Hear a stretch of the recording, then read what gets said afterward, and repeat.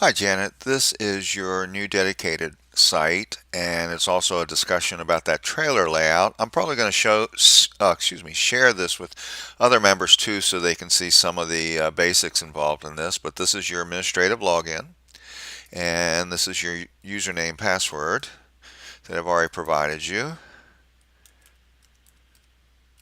We're going to make this real quick just so you can take a look at this.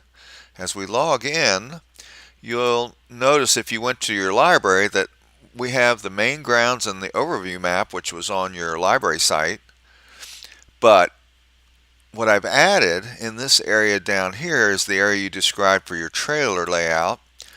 And here we go, and it's close up. And one of the skills we'll learn today in the workshop is to how to outline and define areas so I can make all those new maps for each of the members in these specialized areas. Now, in terms of the trailer layout, it's interesting. We do have this special layout tool that allows us to do banquet layout tables and things like that in patterns. But when I went and broke down your specific issue, it was easier just to do a very simple straight type of rows and columns layout. And so what I did was I'm going to show you, go to the files and we go to load, and then I'll start putting samples of things for you in here. I don't know what that's about, it just popped up. Now these are all the same files, the same images layouts, but I'll talk about these different versions for you just in a second. So we open this guy up, and here is your trailer layouts. Now obviously it's too long, it's probably not in the right place, and that's basically because I guessed at the width and length that you wanted to allow for each trailer spot. But this is 100 trailers with the herringbone pattern, and let's click on this and it'll show us that when I click on that and we look up here at the pod control, or if I click a single booth, same thing, it shows that it's a 40-foot by 18-foot space that we've created. So I'll show you when we go to our workshop today how to make those specifically sized up.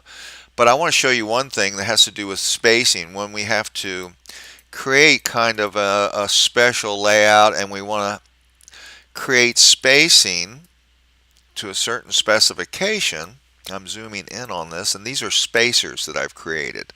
This is very useful.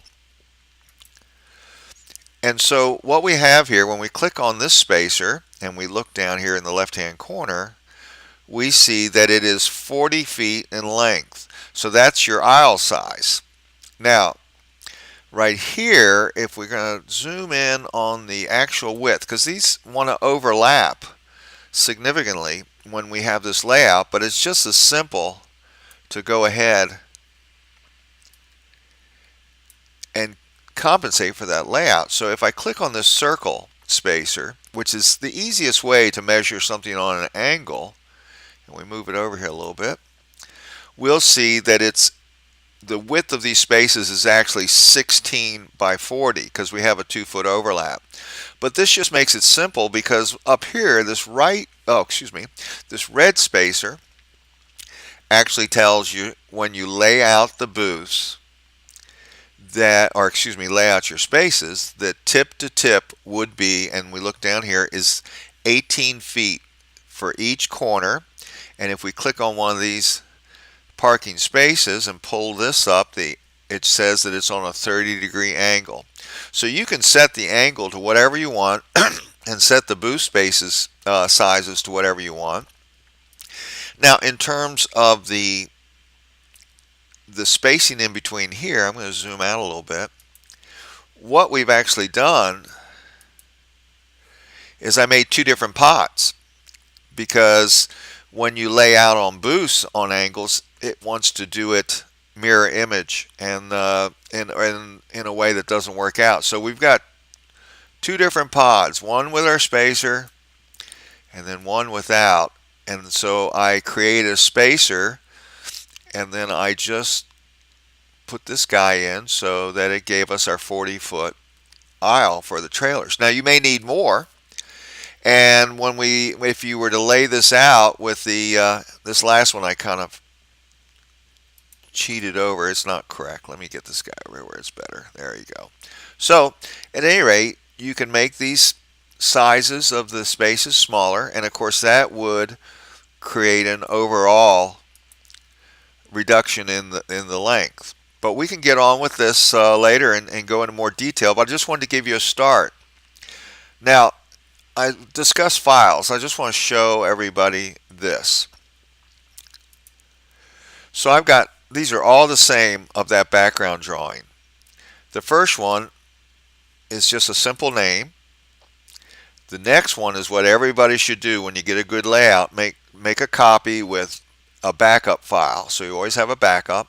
Now, when you start getting into several drawings, this is what I suggest, strongly suggest, that you put in front of the name the year, month, day, and that you make multiple versions. Every time you create a new layout, don't try to save it over it. And this will help you in several different ways. One of them is if you make a mistake and you realize you've had had that mistake for a couple days or 2-3 days, you can back it up and get back to where you were the day before, 2 days later. Um, so that's basically it. Now the only other thing I'll say is I want to remind people that this is a log out button, and so you don't want to just shut your browser down. You want to go ahead and click that log out button to end your session. And what this does is it's a program that kind of lines up all that complicated mathematics and just makes the programming neater. You could forget to do that for a month and nothing would happen, but eventually the complexity of the program is going to pile up and you'll get an error.